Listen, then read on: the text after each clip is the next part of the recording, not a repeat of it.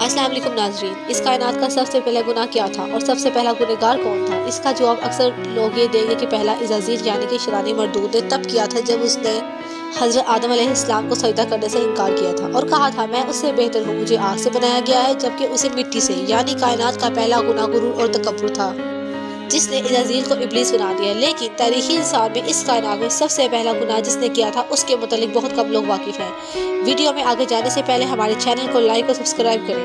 آپ دیکھ رہے ہیں نور نجم سیدہ بینش کے ساتھ۔ آئیے ویڈیو کی طرف بڑھتے ہیں۔ حضرت آدم علیہ السلام کے اس دنیا میں تشریف لانے کے بعد آپ علیہ السلام کے ایک بیٹے نے آپ علیہ السلام کے دوسرے بیٹے کو قتل کر کے انسانی تاریخ میں پہلا گناہ کیا تھا۔ یہ اس وقت کی بات ہے جو روحی زمین پر انسانی زندگی ابتدا ہوئی تھی۔ بابا آدم اور اماں حوا کو ایک ممنوع پھل کھانے کی وجہ سے بطور سزا جنت سے دنیا میں بھیجا گیا تھا۔ آپ دونوں نے اللہ کی بارگاہ بہت التجا کی، معافی مانگی، بخشش طلب کرنے کے بعد آپ دونوں اس فانی دنیا میں سزا کاٹ رہے تھے۔ چند عرصہ بعد اماں حوا کے بدن سے اولاد کی پیدائش ہوئی۔ جب بھی اماں حوا حاملہ ہوتی تو جڑواں بچے پیدا ہوتے، جن میں سے ایک لڑکا اور ایک لڑکی ہوتی تھی۔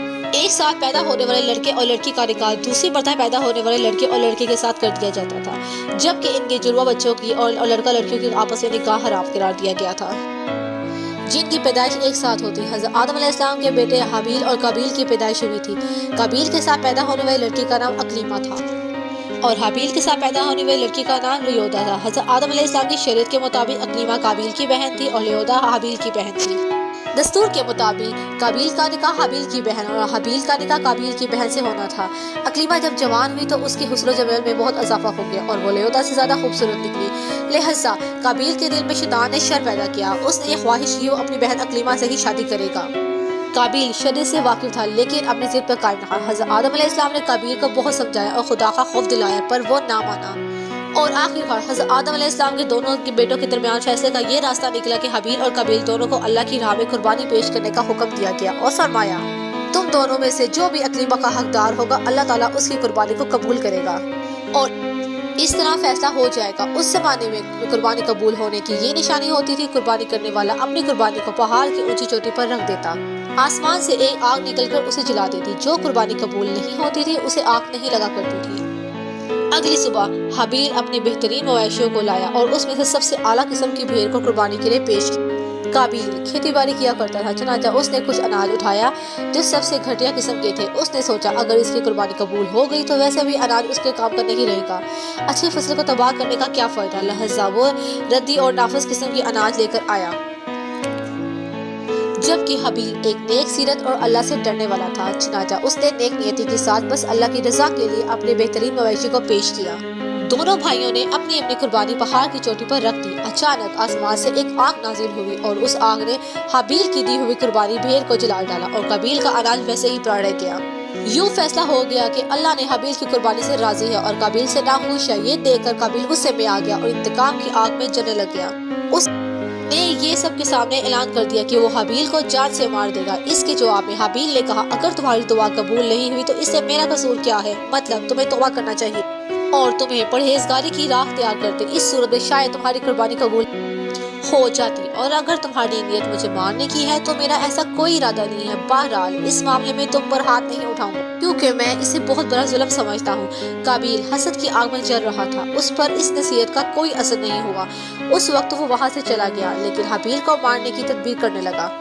شیطان جو ابتدا سے انسان کا دشمن تھا، حابیل کو قتل کرنے کی ترکیب بتائی۔ اس نے ایک پرندہ پکڑا، اس کا سر ایک پتھر پر رکھ کر دوسرے پتھر سے اس کا سر کچل دیا۔ قابیل کو معلوم ہو گیا قتل کیسے کرنا ہے۔ حابیل جو بکریاں چراتا تھا ایک دن اپنے درخت کے سائے کے نیچے آرام کر رہا تھا تو قابیل نے اس وقت بڑی بے رحمی سے اس کا قتل کر ڈالا۔ جب قابیل نے حابیل کو قتل کر ڈالا تو اس کے سمجھنے کی صلاحیت ختم ہو گئی۔ وہ بہت پریشان ہوا کہ اس کی لاش کہاں چھپاؤں، اس طرح چھوڑنے میں یہ مسئلہ کہ درندے پرندے اس کی لاش کو کھا جائیں گے۔ وہ اپنے بھائی کی لاش کو بوری میں ڈال کر پھرتا رہا، یہاں تک لاش میں بدبو آنا شروع ہو گئی، اسے کوئی راستہ نظر نہیں آ رہا تھا۔ وہ پریشان ہوا کروں تو کیا کروں، تب اللہ تعالیٰ نے 2 کوے بھیجے۔ قابیل نے ان کو دیکھا، ان میں سے ایک کوے نے دوسرے کوے کو قتل کر ڈالا اور کوے نے زمین کھود کر اس میں اس کو ڈال دیا۔ ایسے اسے پتہ چل گیا کہ اسے بھی ایسے کرنا چاہیے اور ندامت محسوس کرنے لگا، اس کوے جیسا بھی نہ ہو سکا۔ اس طرح اس نے اپنے بھائی کو زمین میں دفن کر دیا۔ جب قابیل نے حابیل کو قتل کیا اس سے پہلے اس کا رنگ سفید تھا، لیکن قتل کرنے کے بعد اس پر لعنت پڑ گئی، اس کا سارا جسم کالا ہو گیا۔ اس وقت حضرت آدم علیہ السلام حج کے لیے مکہ گئے ہوئے تھے۔ جب حضرت آدم علیہ السلام مکہ سے واپس آئے تو حابیل کو نہ پایا تو اسے بہت تلاش کیا پر وہ نہ ملے۔ لوگوں سے پوچھا تو لوگوں نے کہا حابیل کو کئی دنوں سے غائب ہے، انہوں نے نہیں دیکھا۔ حضرت آدم علیہ السلام بیٹے کے غم میں کھانا پینا بند کر دیا، حابیل کے غم میں رہنے لگے۔ روایتوں میں آتا ہے جب حابیل قتل ہو گیا تو 7 دن تک زمین میں زلزلہ رہا۔ قابیل جو بہت خوبصورت تھا، بھائی کا خون بہاتے ہی اس کا چہرہ سیاہ اور بدصورت ہو گیا۔ آدم علیہ السلام نے قابیل کو اپنے دربار سے نکال دیا، وہ یمن کی سرزمین عدن میں چلا گیا۔ وہاں ابلیس اس کے پاس آ کر کہنے لگا حابیل کی قربانی کو آگ اس نے کھایا کیونکہ وہ آگ کی پوجا کرتا، تو بھی آگ کی پرستی کر۔ چنانچہ قابیل پہلا شخص تھا جس نے آگ کی پرستی کی، جس نے اللہ کی نافرمانی کی، جس نے خون کیا۔